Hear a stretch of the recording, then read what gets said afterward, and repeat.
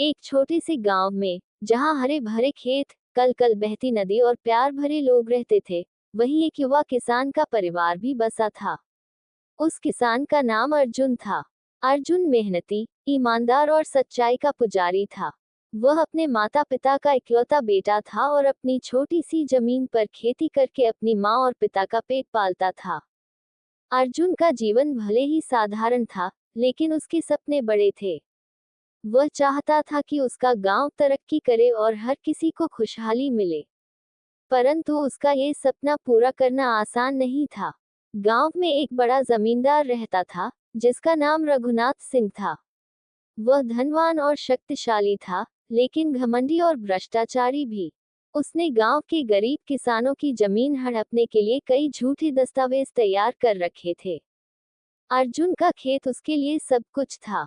लेकिन एक दिन रघुनाथ सिंह के आदमी उसके खेत पर आकर बोले, यह जमीन अब तुम्हारी नहीं रही, यह जमींदार जी की है। अर्जुन ने विरोध किया और अपने सारे कागजात दिखाए। लेकिन जमींदार ने अपने झूठे दस्तावेज अदालत में पेश कर दिए और अर्जुन से उसकी जमीन छीन ली। अर्जुन ने गांव वालों से मदद मांगी, परंतु रघुनाथ सिंह के डर से कोई भी उसका साथ देने को तैयार नहीं हुआ। अर्जुन ने हार नहीं मानी। वह अपने माता पिता के साथ शहर चला गया और वहां एक वकील से मिला। वकील ने उसे सलाह दी कि अगर सच्चाई तुम्हारे साथ है, तो भगवान भी तुम्हारी मदद करेगा। अर्जुन ने अपने खेत को वापस पाने के लिए कोर्ट में मुकदमा दायर किया। ये लड़ाई आसान नहीं थी। रघुनाथ सिंह के पास धन और सत्ता दोनों थी। उसने अर्जुन को डराने धमकाने की हर कोशिश की, लेकिन अर्जुन अडिग रहा। गांव में भी लोगों ने अर्जुन को पागल कहना शुरू कर दिया। वे कहते, जमींदार से कोई जीत नहीं सकता। सच्चाई का क्या मोल है आजकल। लेकिन अर्जुन ने जवाब दिया, सच्चाई का मोल भले ही आज न हो, परंतु कल जरूर होगा। मैं अपनी जमीन वापस लेकर रहूंगा। मुकदमा धीरे धीरे आगे बढ़ रहा था। इस बीच अर्जुन ने खुद ही सबूत इकट्ठे करने शुरू किए। उसने गांव के पुराने बुजुर्गों से बात की, जमीन के पुराने नक्शे ढूंढे और यहाँ तक कि सरकारी कार्यालयों में जाकर रिकॉर्ड खंगाले। उसे पता चला कि रघुनाथ सिंह ने कई और गरीब किसानों के साथ भी ऐसा ही किया है।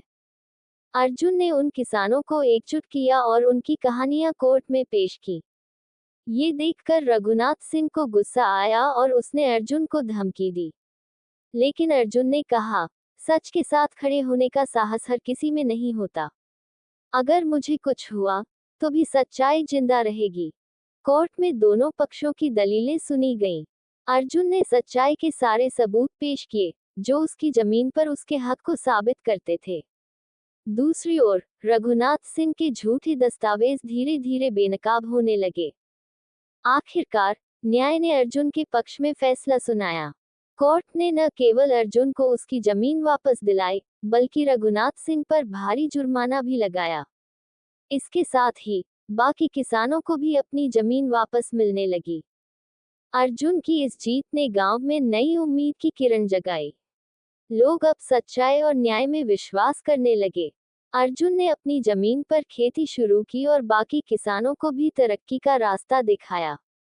उसने अपने गांव में स्कूल और अस्पताल खुलवाने के लिए भी काम किया।